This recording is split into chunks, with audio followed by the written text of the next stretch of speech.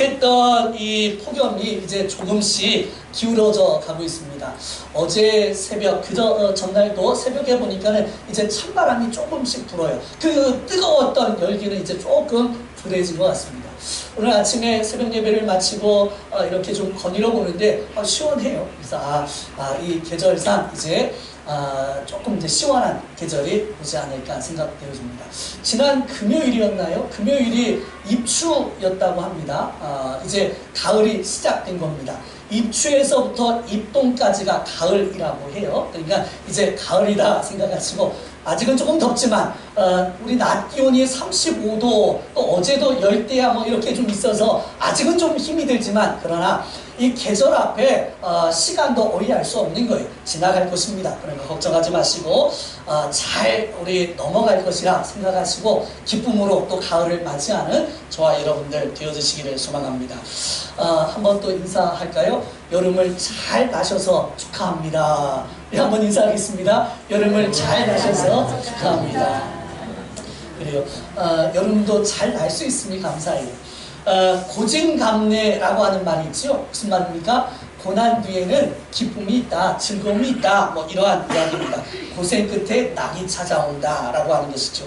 우리 여름에 고생한 것, 이 가을에 또 이 이후에 하나님이 우리에게 큰 은혜로 주실 줄 믿고 믿음 안에서 오늘 하루하루 주님과 함께 좋은 일, 행복한 일, 복된 삶을 살아가는 우리 모두가 되어지기를 간절히 부탁드리겠습니다.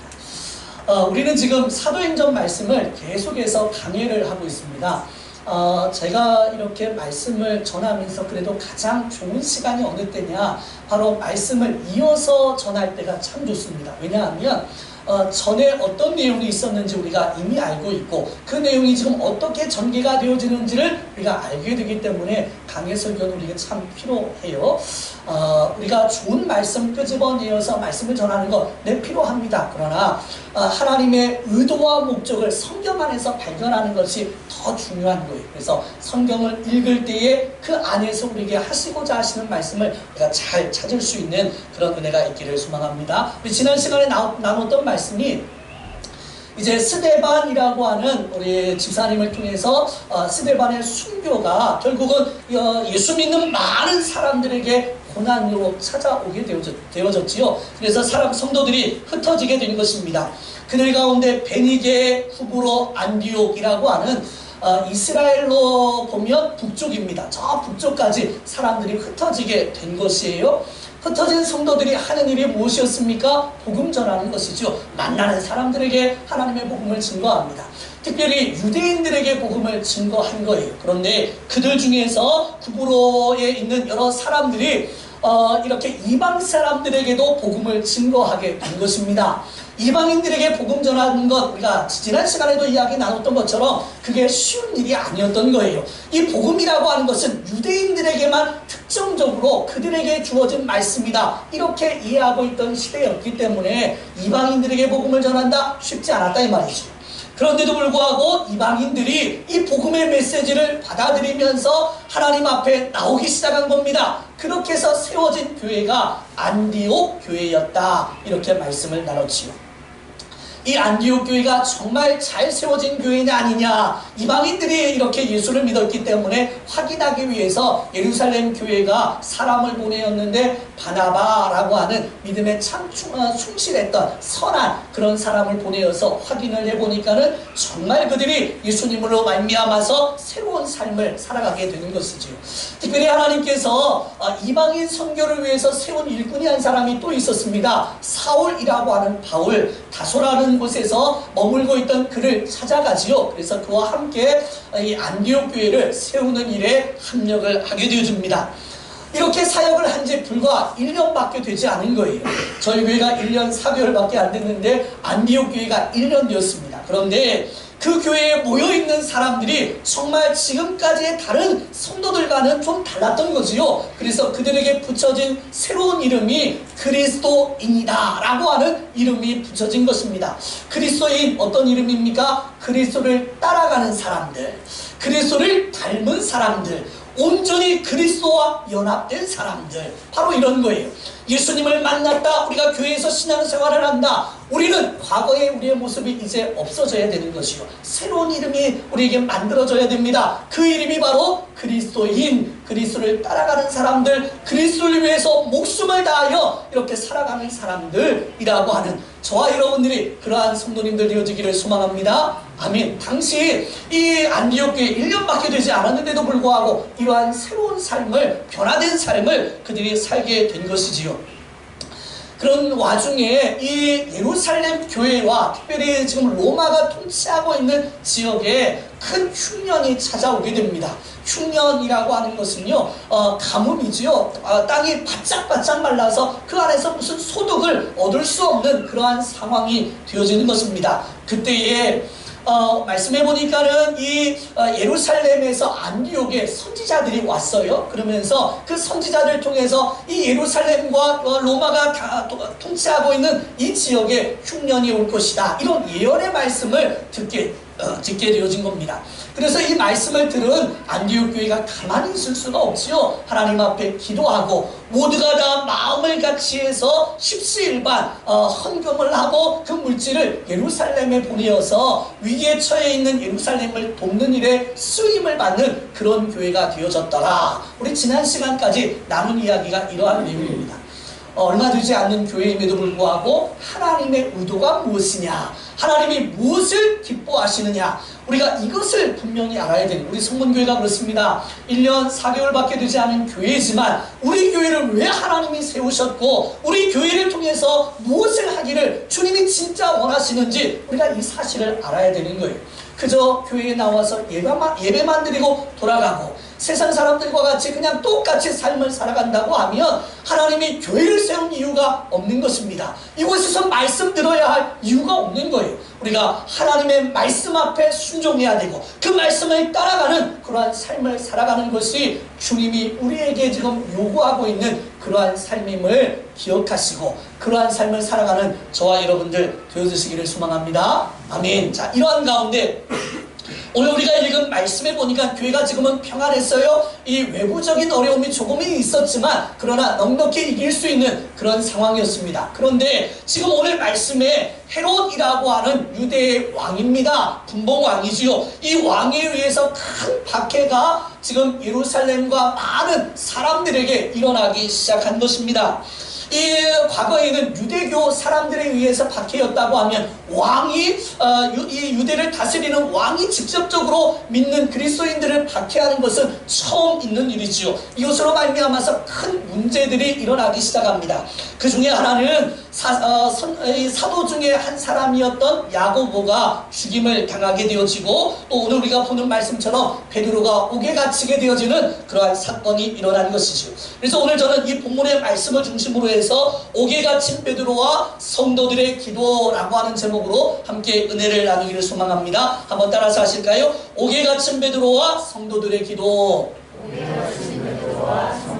한 번 더요. 시작. 옥에 갇힌 베드로와 성도들의 기도. 그렇습니다. 오늘 어떤 사건들이 일어나고 있는지 말씀을 통해서 깨닫는 은혜가 있기를 소망합니다. 자, 1절의 말씀 같이 한번 읽어보도록 하겠습니다. 자, 읽습니다. 시작. 그때에 헤롯 왕이 손을 들어 교회 중에서 몇 사람을 헤아려 하여. 아멘. 이렇게 말합니다.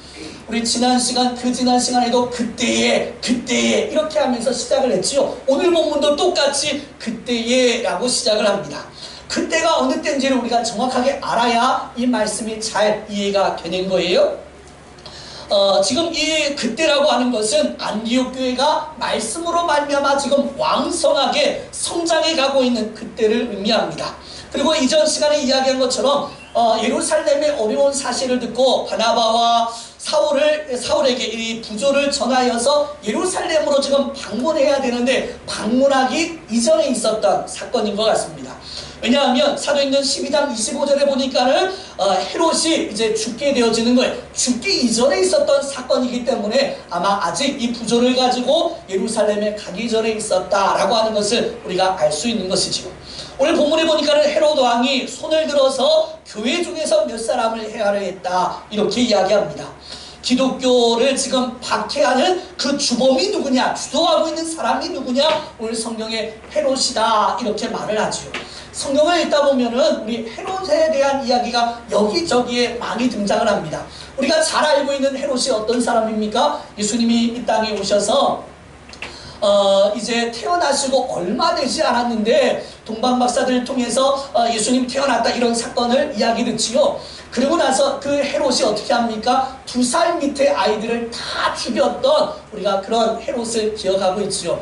대다수 많은 성도들이 헤롯 하면 그 사람을 기억할 것입니다. 이 사람이 누구냐? 바로 이 헤롯 대왕이라고 하는 그런 사람을 이야기해요. 그런데 이 헤롯 대왕 외에도 여러 사람들이 성경에 기록되어져 있습니다. 제일 먼저 등장하고 있는 헤롯은 원래는 이렇게 이방 사람이었어요. 이두메라고 하는 지역의 출신이었는데 이방 사람입니다. 그런데 그가 로마 황제 율리우스 카이사라라고 하는 이 사람에게 이렇게 인정을 좀 받게 된 거지요. 그래서 이 사람을 유대 지역의 행정관으로 보냈습니다. 그래서 그 행정을 맡는 이렇게 세금을 걷는다든가 이런 행정을 맡는 그런 일을 감당하게 되었지요. 그런 와중에 이제 그의 차남 둘째 아들이 갈릴리 총독이 되어서 옵니다. 그리고 나서 이 사람이 훗날에 유대인의 왕이 되어지는데 앞에서 이야기한 바로 헤롯 대왕이라고 하는 사람이 그 사람인 거예요. 그래서 그에 의해서 큰 어려움을 당하게 되는 그런 일이 일어나죠.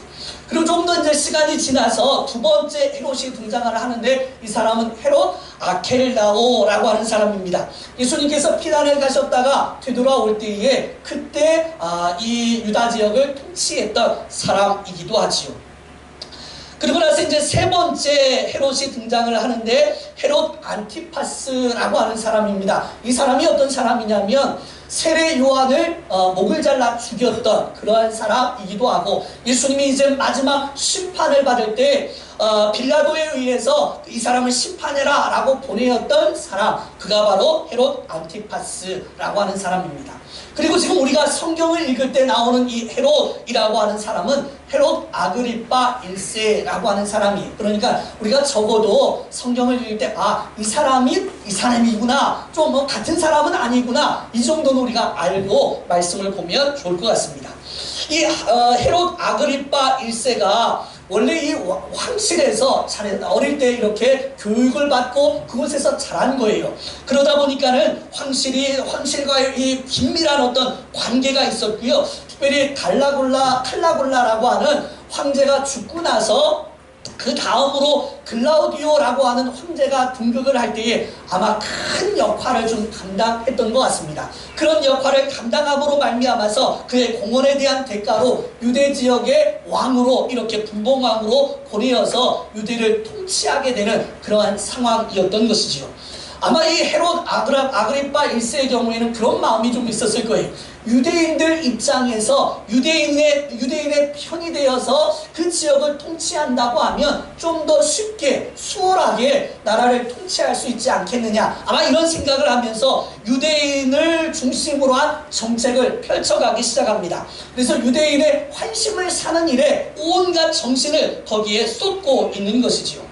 그래서 오늘 성경에 손을 들어 교회 중에서 몇 사람을 헤아려 했다, 이 이유가 바로 유대인들의 그 환심을 사기 위해서 기독교인들, 당시 기독교가 막 성장을 하고 있는 이러한 것을 중간에서 커트를 하면서 그 예수 믿는 사람들을 잡아서 옥에 가두거나 죽임으로 말미암아 유대인들의 환심을 사고자 했던 이러한 상황이었다. 오늘 이 성경의 대략적인 배경이 이러합니다.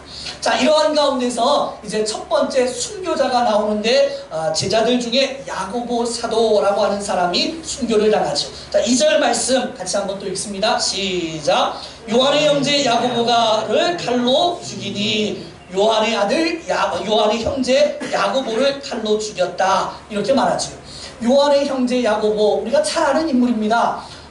세베대의 아들이 둘이 있었는데 요한과 야고보, 이 사람들이죠. 어부 출신이에요. 어부로 아버지와 함께 물고기를 낚는 그런 일을 하고 있었습니다. 그런데 그 현장에 우리 예수님이 가셔서 나를 따르라 이렇게 말씀하니까는 이 모든 기구도 다 놓고 아버지도 놓아놓고 예수님을 따랐던 그런 제자들이지요.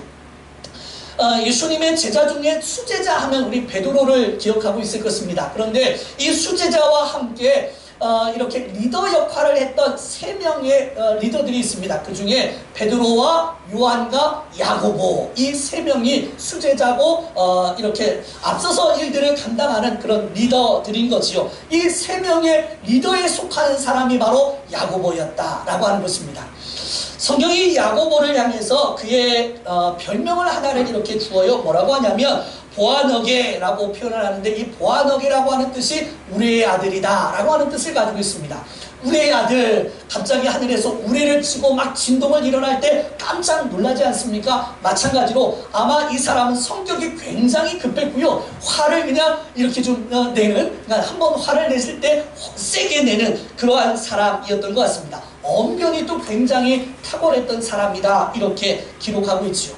그러니까 기독교 역사 가운데 아주 중요한 일들을 감당하고 있던 이 야고보라고 하는 사도가 이때에 죽임을 당하고 만 거예요. 누구를 죽여야 되느냐, 누구부터 잡아야 되느냐, 그래도 앞선 사람을 잡지 않겠습니까? 야고보처럼 앞에 있었던 이 사람이 먼저 순교를 당하게 되었다. 오늘 성경은 그렇게 이야기해 두고 있습니다.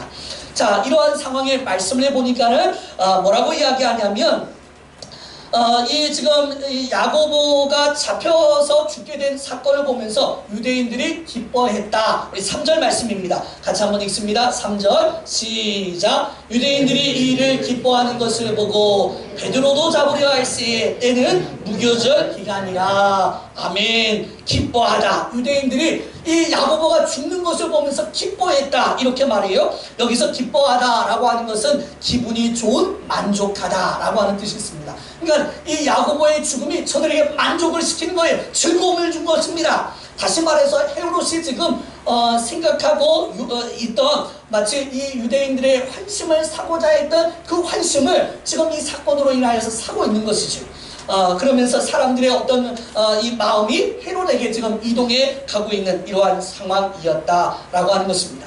좀 더 환심을 사고 싶은 거예요. 그래서 이번에는 베드로 잡아야 되겠다, 이렇게 생각을 하고 베드로 잡기에 총력을 기울이기 시작합니다. 그런데 오늘 말씀해 보니까는 그 시기가 어느 때였느냐? 무교절 기간이다, 이렇게 말해요. 무교절, 우리가 어떤 기간입니까? 1월 14일이 유월절입니다. 유월절. 온 이스라엘 백성들이 다 같이 예루살렘에 가서 하나님 앞에 예배해야 될 정말 중요한 절기이지요. 이 절기가 끝나는 그 다음 날부터 일주일 동안, 그러니까 15일부터 21일까지 무교절 절기를 지킵니다. 쓴 나물을 먹고요, 부풀지 않는 이런 빵을 먹습니다. 그러니까 그 맛이 없죠. 그런데 이 절기를 통하여서 우리가 하나님의 은혜로 말미암아 이렇게 애굽에서 구원을 받았습니다, 하나님을 찬양하는 그러한 시간인 거예요. 그러니까 이날은 유대인이라고 하면 무조건 다 예루살렘으로 와야 되는 그러한 상황이었던 거예요. 베드로 역시도 예루살렘에 가야 되는 상황이었습니다. 무슨 말이냐? 베드로 잡기에 아주 최적의 환경이었다라고 하는 것이요. 그러니까 이런 상황에 베드로가 잡히고 말았다. 오늘 성경이 그렇게 말씀합니다. 자, 4절 말씀 또 읽겠습니다. 시작. 잡음에 옥에 가두어 군인 내식인 내 패에게 맡겨 지키고 6월절 후에 백성 앞에 끌어내고자 하더라. 아멘. 그랬습니다. 지금 이제 잡아서 옥에 가두었다. 이 지금 상황에 있어서 베드로가 몰랐을까? 야고보가 잡힌 상황 모르지 않았을 거예요. 그럼에도 불구하고 지금 베드로가 예루살렘으로 갔다. 이유가 있습니다. 베드로는 자신의 삶에 죽고 사는 문제보다도 더 중요한 것이 복음 증거하는 거예요. 한 영혼이라도 더 구원해서 정말 하나님의 뜻대로 살아가기를 소망하는 마음에 어떻게든 이 복음을 증거하기 위해서 애를 쓰고 있는 베드로의 모습인 것입니다. 만약 두려웠다고 하면 이곳에 있을 수 없지요. 그런 이 베드로, 지금 예수님처럼 그 뒤를 묵묵히 따라가고 있는 그러한 상황에 결국 잡혀서 옥에 갇히게 되었다, 이렇게 말합니다. 이런 상황 가운데 이제 무교절이 끝나는 날에, 이제 무교절이 다 끝나고 나면 이 베드로를 사람들 앞에 딱 세워가지고 그를 죽임으로 말미암아서 유대인들에게 환심을 확실하게 살려고 지금 헤롯이 그렇게 지금 일을 진행하고 있는 거예요. 이렇게 하기 위해서 오늘 말씀해 보니까는 군인 4씩을 4패에게 맡겨서 지키게 했다. 그러니까 4사람이 한 조가 되어서 베드로를 지키는데 24시간 철동 경비를 지금 하면서 베드로 놓치지 않겠다. 이 베드로만큼 우리가 사수하겠다. 이런 마음 가지고 지금 철저하게 감시를 하고 있는 것입니다. 어느 누구도 이런 상황에서 탈옥을 할 수도 없는 것이고 누군가에 의해서 구출을 받을 수 있는 이러한 어떤 조치가 있을 수 없는 그러한 상황을 만들어 놓고 무교절 끝나고 나서 깜짝 파티처럼 이렇게 유대인들에게 하려고 이 일을 지금 진행하고 있는 것이죠. 이러한 소식이 이제 함께 있었던 믿음의 성도들에게 들려진 것입니다. 이러한 상황을 듣고 어찌 가만히 있겠습니까? 그래서 온 성도들이 함께 하나님 앞에 기도했다. 이렇게 말씀하죠. 자, 5절 말씀입니다. 같이 읽습니다. 시작! 이에 베드로는 옥에 갇혔고 교회는 그를 위하여 간절히 하나님께 기도하더라. 아멘. 그렇습니다. 위기의 상황 앞에 할 수 있는 일이 무엇이냐? 사랑하는 성도 여러분, 위기의 상황을 만났을 때 우리 최선을 다해서 가장 먼저 해야 될 일이 있다고 하면 그것이 바로 기도하는 것입니다. 우리 성도들, 우리 살아갈 때 종종 이래요. 이것도 해보고 저것도 해보고 이렇게도 해보고 저렇게도 다 해본 다음에 맨 마지막에 이제 더 이상 할 수 없구나, 기도라도 해야지 하고 마지막에 기도하는 경우가 참 많이 있습니다. 어리석은 거예요. 왜 그렇습니까? 이 문제를 허락하신 분이 누구냐? 하나님이시라 이 말입니다. 문제를 허락하신 하나님에게 문제의 해답도 있는 줄 믿습니다. 그러니까 우리가 다 해보고 나서 마지막 기도하는 것이 아니라 제일 먼저 해야 될 일이 기도하는 거예요. 하나님 앞에 맡겨드리고, 하나님 왜 이런 상황이 우리에게 왔고 이 상황을 우리는 어떻게 또 이겨내야 합니까? 하고 먼저 하나님 앞에 기도해야 되는 것입니다. 그런데 우리가 그렇게 하지 못하고 있는 것이지요. 저희가 그렇습니다. 우리 정말 기도할 때 하나님이 기적의 역사들을 하나님이 일으켜내시는 것을 참 많이 우리가 보지요. 우리 성문교회가 여기에 세워지는 것이 바로 그런 하나님의 기적의 역사로 말미암아 세워졌습니다. 뭐 누가 어떻게 해서 누가 저렇게 이렇게 해서 세워진 게 아니라 이 말이죠. 할 수 없는 중에 하나님이 오게 하시고 준비하게 하시고 모든 일들을 이루어 가셔서 교회를 세워주셨다 이 말입니다. 이곳이 기도의 응답의 현장인 거예요. 여러분들은 지금 그 기도의 응답의 현장에 앉아 있습니다. 그렇다고 하면 우리도 이런 문제를 만날 때 어떻게 할 것이냐? 제일 먼저 기도해야 되는 거예요.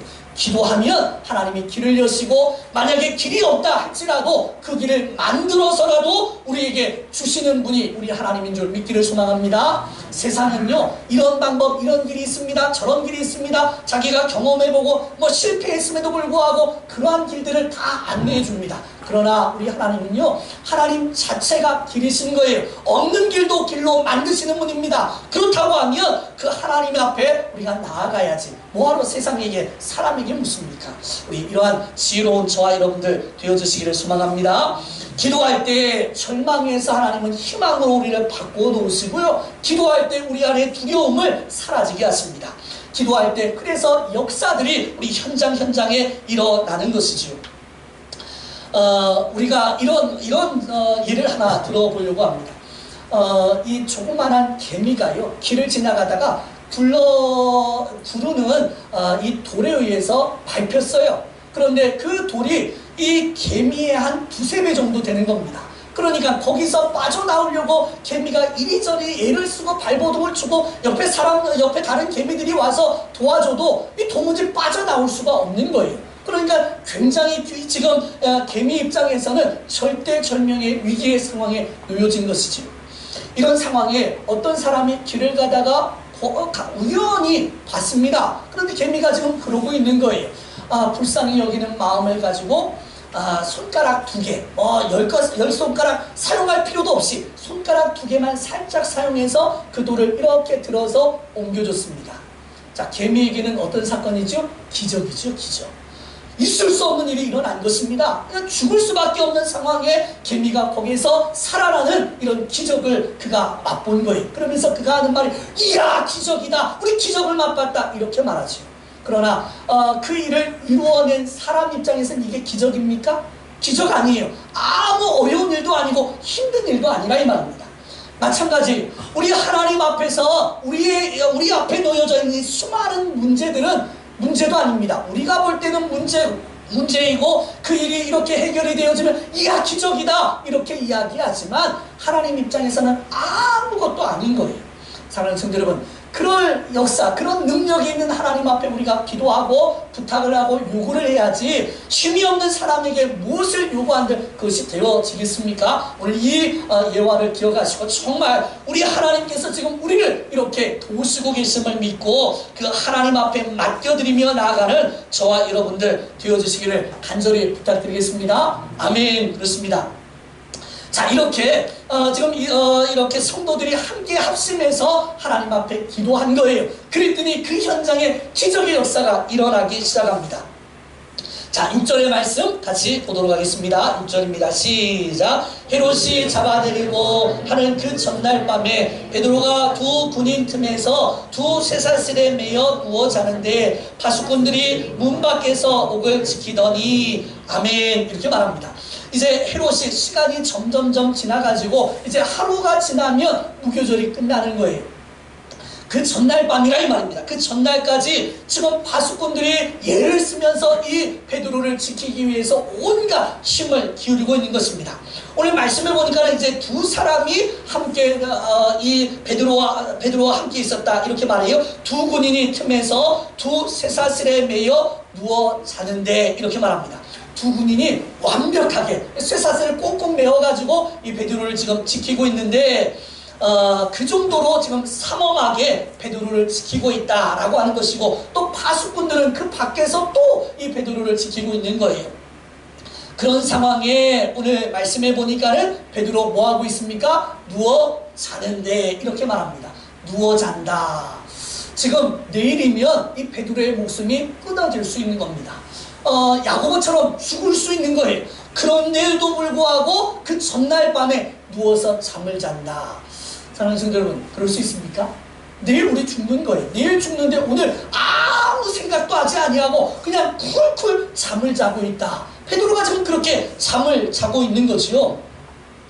어떠한 방법을 찾아내서라도 지금 이 도망을 칠 수 있는 이런 거 고민도 하지 아니하고 그냥 잠을 자고 있는 거예요.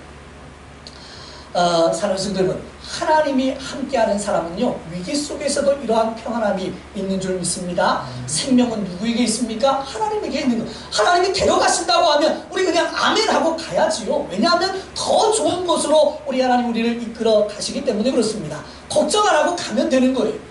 또 이 땅에서 만약에 할 일이 있다 그렇다고 하면 하나님은 어떠한 방법을 사용해서라도 그 가운데서 건져내시는 분이 하나님이시라 이 말이죠. 그러니까 지금 더 급한 사람은 베드로가 아니고 하나님이신 거예요. 하나님이 급해서 이 상황을 어떻게든 만들어내셔야지 되는 그러한 상황이 된 것이죠. 자, 그래서 하나님이 움직이십니다. 7절 말씀입니다. 같이 읽습니다. 시작. 호련히 주의 사자가 나타나매 옥중에 광채가 빛나며 또 베드로의 옆구리를 쳐 깨워 이르되 급히 일어나라 하니 쇠사슬이 그 손에서 벗어지니라. 아멘. 이렇게 말합니다. 누가 급해요? 하나님이 급한 거예요. 할 일이 있는 겁니다. 그러니까 자꾸 이제 가만히 머물러 있는 이 베드로를 지금 찾아가셔서 하나님의 역사를 일으켜내고 있는 겁니다. 이 말씀 가운데 또 재미있는 한 표현이 있습니다. 베드로를 향해서 옆구리를 쳐서 깨웠다. 얼마나 깊이 잠이 들었는지 베드로를 아무리 소리를 내도 베드로가 듣지 못하는 그 정도로 지금 깊이 잠이 든 겁니다. 그래서 발로 옆구리를 펑 차니까 그제서야 깜짝 놀라서 일어나는 거지요. 참 대단합니다. 자, 베드로 보면서 참 이런 대단한 용기가 있는 사람이. 자, 그래서 지금 깊이 잠들어 있는 이 베드로를 깨워서 그에게 말씀합니다. 이제 일어나라, 빨리 일어나라 이렇게 말씀하지요. 그러면서 그 손에 그 다리에 채워져 있던 이 쇠사슬을 하나님이 끊어내십니다. 보세요. 기도하니까 하나님 앞에 기도하니까 하나님이 일하시기 시작하시고 우리보다도 더 급하신 하나님이 이렇게 그 일들을 움직여 가고 있는 것입니다. 무슨 말이냐? 기도하는 사람을 통해서 하나님은 그 기도의 응답으로 이렇게 하나님이 움직이심으로 말미암아 이 모든 일이 이루어지는 것을 볼 때에 기도는 하나님이 움직이게 되는 열쇠다라고 하는 것을 우리가 기억하고, 기도라고 하는 이 중요한 것을 우리가 놓치지 말고 새벽마다 우리 또 시간이 되어줄 때마다 하나님 앞에 기도함으로 말미암아 주님이 우리를 이끄시고 인도하시는 그런 은혜가 있기를 간절히 부탁드리겠습니다. 아멘. 자, 이런 상황에서 이제 주의 사자가 베드로에게 띠를 띠라, 신을 신으라, 그리고 겉옷을 입어라 이렇게 말씀합니다. 그러니까 그대로 베드로는 따라해요. 그리고 이제 따라오라 이렇게 말씀하니까는 그렇게 따라가고 있는 것입니다. 그러면서 베드로가 한마디 이야기를 또 하는 거예요. 천사가 하는 것이 생시인 줄을 알지 못하고 환상을 보는가 하니라. 이게 지금 진짜인지 가짜인지, 내가 지금 살아서 이렇게 하고 있는 건지, 환상 중에 그냥 우리가 꿈을 보고 있는 건지 전혀 이런 것을 인지하지 못하고 하라는 대로 그냥 따라서 가기만 하는 것이요. 그래서 우리가 이런 상황을 비몽사몽이다 이렇게 말하잖아요. 비몽사몽 중에 하나님이 이끌으시는 그 이끄심대로 이렇게 나아갑니다. 그랬더니 첫째 파수꾼, 둘째 파수꾼도 지나가고 가는 곳에 문이 저절로 열렸다 이렇게 말합니다. 문이 저절로 열렸다. 이때 발견된 게 자동문인 겁니다. 자동문이 이때부터 시작된 거예요. 이럴 때 한번 웃으셔야 되는데 그러니까 하나님이 하라는 대로 가면 문이 열려진다. 그러니까 하나님 앞에 기도하고 나아가면 하나님이 그 일이 열려지도록 하나님 섭리해 주신다 이 말이죠. 우리의 삶에 이런 은혜가 있기를 간절히 축복합니다. 열린 문의 은혜, 우리 가는 곳마다 하나님이 잘 되게 해주신다, 이런 역사가 있어야 되는 거예요. 자, 이러한 가운데서 그 어느 누구의 제지도 받지 아니하고 안전하게 탈출을 하게 되어지고 위기에서 구출을 받게 되어지는 이 베드로의 모습이죠. 자, 이제 마지막 11절 말씀입니다. 같이 읽습니다. 시작. 이에 베드로가 정신이 들어 이르되 내가 이제야 참으로 주께서 그의 천사를 보내어 나를 헤로데의 손과 유대 백성의 모든 기대에서 벗어나게 하신 줄을 알겠노라 하여. 아멘. 그렇습니다. 정신이 그제서야 든 거예요. 그러면서 하는 말이, 헤롯의 손에서 유대인들 자신을 죽이고 이 기독교를 지금 말살하려고 했던 그들이 그렇게 지금 기대하고 있던 그 모든 기대에서 벗어나게 했다. 누가 그랬습니까? 주께서. 그래서 참으로 주께서라고 하는 이 말이 오늘 이 말씀에 참 중요한 의미가 있죠. 참으로 주께서 하시면 안 되는 일이 없습니다. 참으로 주께서 우리에게 도우시면 못할 일이 없습니다. 우리의 삶에 참으로 주께서 도우시고 역사하시는 그런 은혜가 우리에게도 있기를 소망합니다. 우리가 기도하는 제목 가운데 또 소망하는 마음 가운데 하나님 앞에 이렇게 나아갔더니 주께서, 참으로 주께서 그 일도 되게 하셨더라. 우리의 간증거리로 이렇게 삼기를 간절히 소망합니다. 자는 성도 여러분, 말씀을 정리합니다. 우리도 위기를 맞을 수 있습니다. 우리도 어려운 문제를 만날 수 있죠. 어떤 사람은 이 위기가 지금 우리의 현장에 있을 수도 있고요. 어떤 사람은 이미 이 위기를 지나가고 있는 사람도 있을 것이고, 이제 앞으로 위기가 우리 앞에 놓여져 있을 수도 있는 것입니다. 그런데 위기는 우리 중요한 것인데 역사를 체험할 수 있는 기회입니다. 하나님의 역사를 체험할 수 있는 기회다라고 하는 것으로 우리가 생각하고, 그러니까 위기의 다른 이름이 기회인 거예요. 하나님이 내게 하나님 만날 수 있는 또 다른 기회, 하나님의 은혜를 체험할 수 있는 기회를 하나님께서 허락하셨다, 이렇게 믿으시고 문제 앞에 두려워하지 말고 담대하게 나아가기를 소망합니다. 또한 이런 위기의 상황을 우리가 접했다, 무엇해야 됩니까? 제일 먼저 해야 되는 게 기도다. 우리 기억하셔야 돼요. 맨 마지막에 해야 될 그런 것이 아니라 가장 먼저 해야 될 일이 기도이다 라고 하는 것을 기억하고, 기도할 때에 기적이 나타나는 거예요. 기도할 때에 역사가 나타나는 것입니다. 기도할 때 누가 일하십니까? 하나님이 일하게 되시는 거예요. 그래서 이 모든 문제의 열쇠가 되어진다 라고 하는 것을 우리가 기억하고, 하나님이 하시면, 하나님이 참으로 주께서 하시면 안 되는 일, 못하는 일 없게 하시는 줄 믿고 믿음으로 나아가는 우리 모든 성도님들 되어주시기를 간절히 축원합니다. 아멘. 기도하겠습니다.